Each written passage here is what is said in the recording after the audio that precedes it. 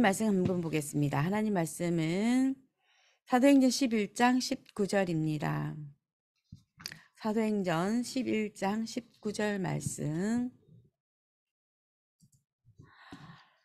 그때에 스데반의 일로 일어난 환란으로 말미암아 흩어진 자들이 베니게와 구브로와 안디옥까지 이르러 유대인에게만 말씀을 전하는데, 그 중에 구브로와 구레네 몇 사람이 안디옥에 이르러 헬라인에게도 말하여 주 예수를 전파하니, 주의 손이 그들과 함께 하심에 수많은 사람들이 믿고 주께 돌아오더라.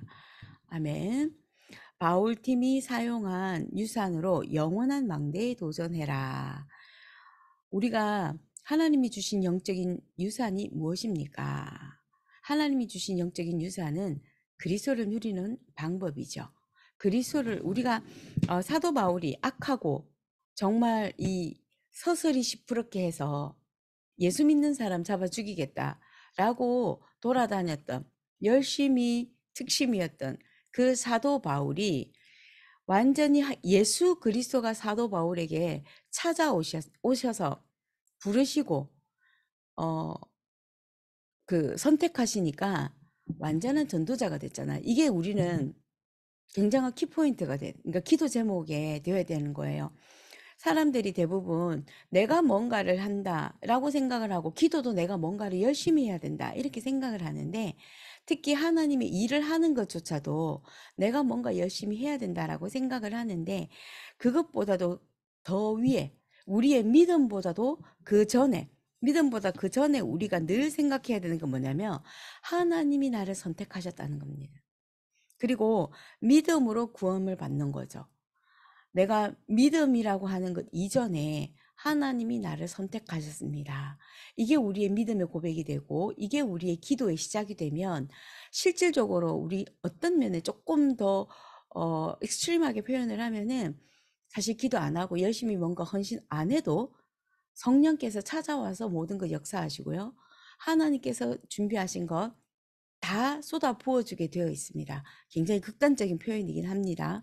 그런데 왜 우리가 극단적으로 제가 왜 표현을 하냐면, 내가 믿음으로 말미암아 구원을 받았는데, 실제로 믿음보다도 그 전에 하나님께서 그리스도께서 나를 선택하셨다라고 하는 이 믿음을 자꾸 놓치게 되는 거거든요. 그러다 보니까 구원받을 때도 우리의 노력과 우리의 어떤 의지와 상관없이 하나님께서 나를 선택하시고 하나님께서 나를 부르셨다라고 하는 이 믿음, 구원의 사상, 복음의 사상적인 이 믿음이 결국에는 오늘 그 그리스도가 나와 함께 하시면서 구원도 나랑 어떤 상관없이, 내 의지와 상관없이 하나님께서 나를 부르셨는데, 내가 오늘 신앙생활 하는 거에 있어서는 뭔가 내가 하려고 하는 게 되게 많습니다. 전도도 내가 해야 되는 줄 알고 있고요. 근데 우리 강단의 말씀의 흐름입니다. 믿음보다도 전도의 행위보다도 그 이전에 내가 무엇 해야 되느냐. 하나님께서 나를 부르셨고 하나님께서 나를 선택하셨다라고 하는 이 지식과, 영적인 지식과 이 믿음이 먼저 있어져야 된다는 것입니다. 그래서 하나님이 나에게 주신 영적인 유산은 그리스도인데, 그리스도를 어떻게 누리냐. 우리는 다락방이라고 하는 단체, 다락방이라고 하는 단어를 쓰는데, 마가 다락방에서 예수님께서 말씀하신 것을 붙잡고 하나님의 말씀을 붙잡고 기도했습니다. 하나님의 말씀을 붙잡고 오로지 기도에 힘썼더니 그 하나님이 약속하신 말씀이 성취되어지는데 성령이 임하게 되는 겁니다. 성령이 임하게 되고 성령이 충만하게 되니까 하나님께서 예비하셨던 모든 전도와 선교와 또 제자의 모든 문들이 열려지고, 날마다 집에서, 날마다 성전에서 말씀 운동 일어나게 된다. 이것이 신약에서 주신 키포인트입니다. 오직 성령이 너희에게 임하시면, 사도행전 1장 8절이거든요. 땅끝까지 이르러 그리스도의 증인 될 것이다 라고 하는 거. 구약 성경에서는 창세기 1장 27절 28절이잖아요. 그리고 창세기 3장 15절은 우리에게 언약으로, 약속으로 주신 말씀이고, 우리에게 주신 그리스도를 누리는 방법입니다. 그리스도. 그래서 다락방 운동을 한다라고 한다는 게 뭐냐면 세계복음화의 언약의 말씀을 붙잡고 기도하는 것입니다.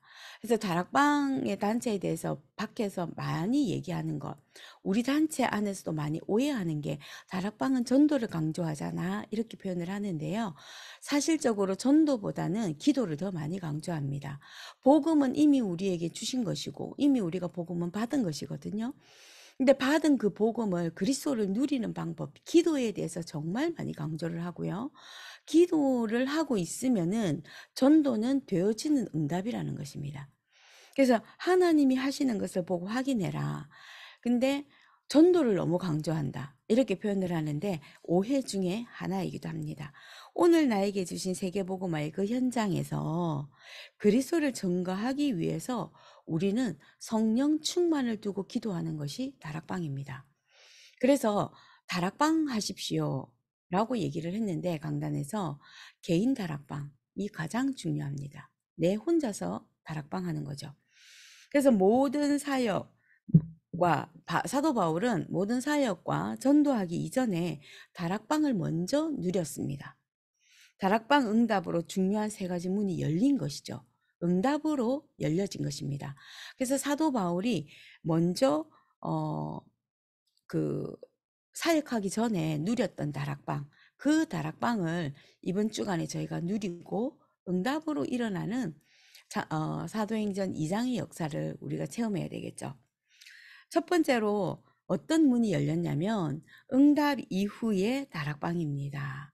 하나님이 성령 충만함으로 일어났던 그 응답 이후에 첫 선교의 문이 열려졌습니다. 안디옥 교회라고 하는 세반의 환란으로 인해서 흩어진 자들이 복음을 전했더니 교회가 세워졌습니다. 더 깊이 말하면, 더 영적인 사실을 말하면 하나님께서 선교와 전도를 위해서 교회 시스템부터 먼저 세우신 거죠. 그래서 안디옥 교회를 세우시고 그 안디옥 교회에서 성령의 역사들로 일어나는 하나님의 능력들이 일어나다 보니까 이제 안디옥 교회에서 먼저 선교사를 파송하게 됩니다. 바울과 바나바를 세워서 선교사로 정식적으로 파송하는 지구상의 첫 번째 일어나는 정말 대역사가 일어난 사건입니다. 그래서 이렇게 선교사로 파송되어지는 첫 선교의 문이 열려지게 됩니다. 이 바울 팀들이 첫 선교의 문을 두고 기도를 하는데 바예수라고 하는 거짓 선지자인 마술사가 총독을 붙잡고 혼미하게 만들고 그 지역을 완전히 우상화 시켜버리는 사건입니다. 그래서 정치권에 침투되어져 있는 거짓 선지자, 거짓 마술사를 인해서 점도치게 만들고 모든 것들을 그러니까 장악하게 되는 그런 건데요. 그럼에도 불구하고 이 사도 바울이 팀을 통해서 그 거짓 선지자가 무너지게 되면서 총독이 복음을 받게 되죠. 그랬더니 사도행전 13장 48절에 이방인들이 다 이 복음을 듣고 기뻐하여 하나님의 말씀을 찬송하며 영생을 주시기로 작정된 자는 다 믿더라. 주의 말씀이 그 지방에 두루 퍼지니라. 하나님의 말씀이 흥황하여 세력을 얻게 되어졌습니다.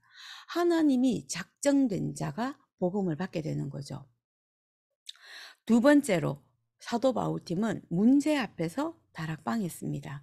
문제가 생겨진 것. 아시아에 가서 복음을 전하기 위해서 바울 팀들이 아시아를 가려고 기도를 하는데 아시아의 문을 막았습니다. 아시아에 가는 문을 성령께서 막으시고 마게도냐라고 하는 지역에서 와서 우리를 도우라 하는 환상을 하나님께서 보여주시고요. 마게도냐로 하나님이 모든 여정을 턴하십니다. 인상의 전환점, 그리고 세계 복음화의 전환점, 세계 역사의 터닝 포인트가 되어졌는데요. 그 응답을 받고 성령의 인도를 따라 갔더니 루디아라고 하는 빌립보에서 가장 중심적인 데는 여제사를 하나님께서 준비해 놓으신 것을 확인하게 됩니다.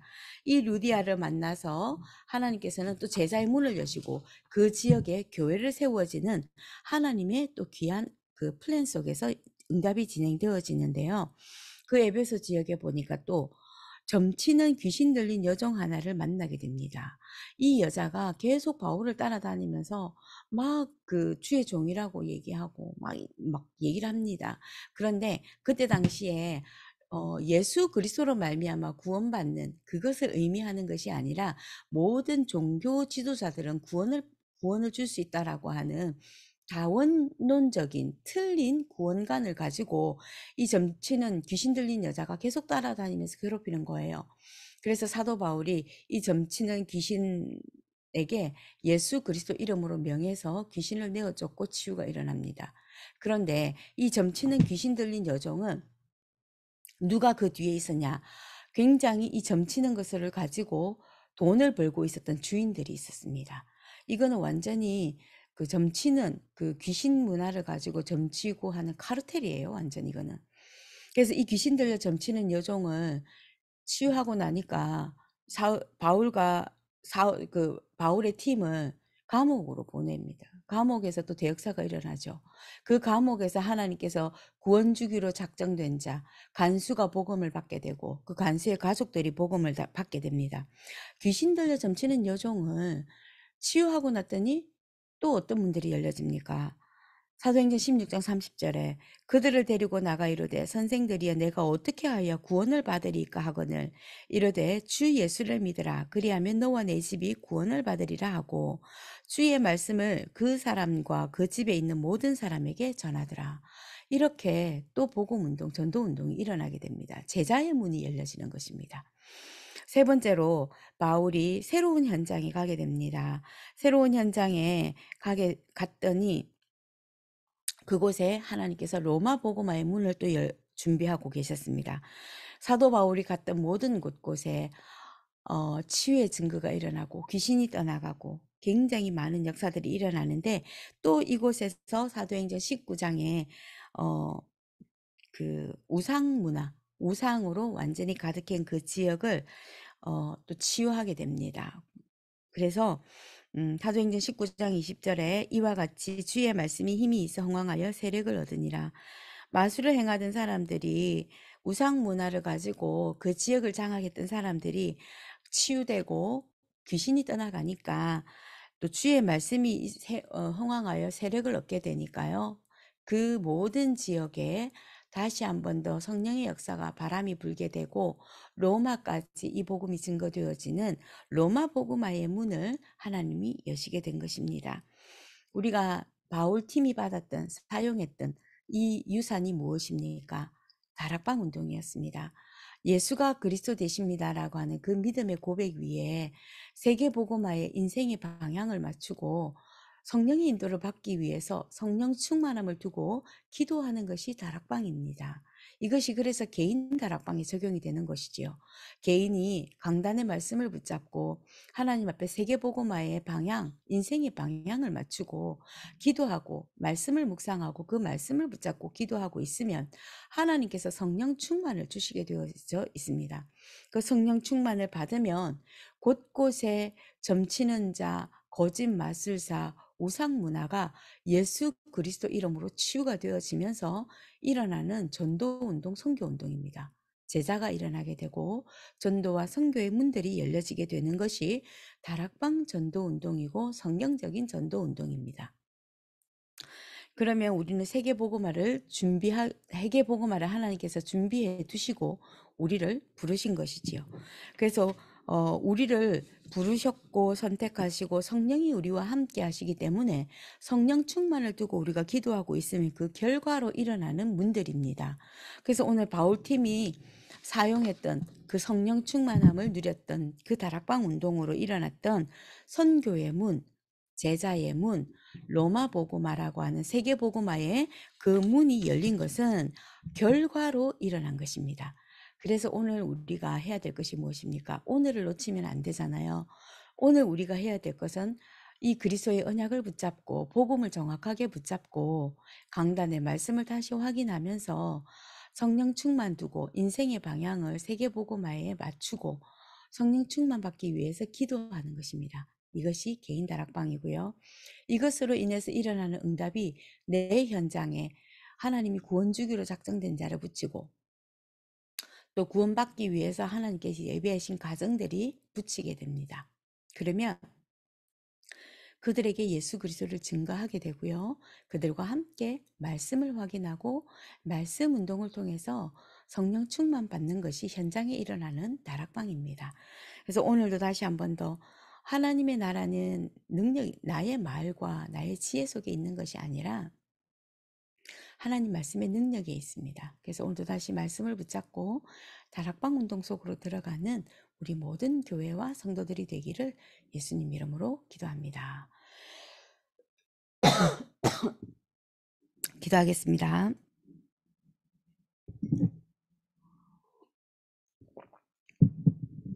하나님 감사합니다. 오늘도 우리 모든 성도들이 다락방 속으로 들어가는 은혜 주시고 성령 충만함으로 일어나는 모든 문들을 확인하게 하옵소서. 예수 그리스도 이름으로 기도드립니다. 아멘.